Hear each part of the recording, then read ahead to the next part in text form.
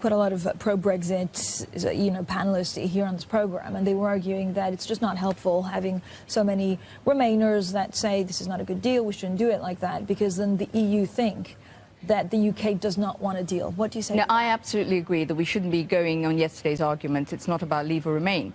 But our government, we have to negotiate and ask for something. And I actually think, as the sixth largest economy, we should be bold and ask for things. We should be asking for reforms. We should be asking for the best deal we can get. And that's what's so puzzling to me, that we don't seem to be going with any real meaty suggestions of what it is we want. We go with building bridges and just fantasy. But this is what, Gina, you mean for the UK economy, to kind of have a template to say, right, in 5 years, this is the economy that I want. Then I think it's us to go and say, this is the sort of deal we want. We don't want Canada. We don't want Norway. We are you rely on our financial services. You rely on us in these areas. So be bold. And that's what I think the government have failed to do. They have failed to be bold. It's not about remain or leave anymore, but it's the incompetence with which this is being dealt with that's so worrying. And the fact that we really don't have much time.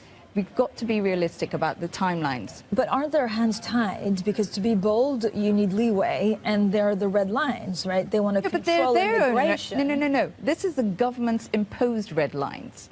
So what they have to do is go and negotiate, rather than saying we're not going to negotiate. They've put dates in the sand, they've put red lines that are imposed by them, and they're the ones who are being inflexible. I believe that if we went and we were bold in what we were asking for, then the EU would be influenced. I think we should be asking for reform on fisheries. We should be asking for them to look at, as Merkel has said, look at what we do with immigration. We should be looking at budgetary reforms. We should be looking at more transparency when it comes to lobbyists. We could be much bolder in what we're asking the EU to reform. And if they do that, then I think we should consider our position. The heart of Arsenal Football Club, my team.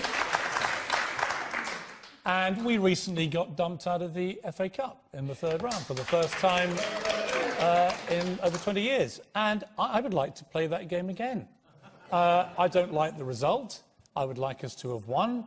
And I would like to have a rematch next Sunday. Yeah, I'd like to just have a rematch because But Piers, in 2014, you said in an interview with Giselle Stewart that it was too complicated and that none of us knew what it was all about. Everyone's had their say. If I could just finish my point. Can we leave the Arsenal analogy now for the rest of the country who may not be so involved? The analogy is bleedingly obvious, which is you don't get to replay a football match when you get the result you don't like, and you don't get to replay a referendum when you don't get the result you like.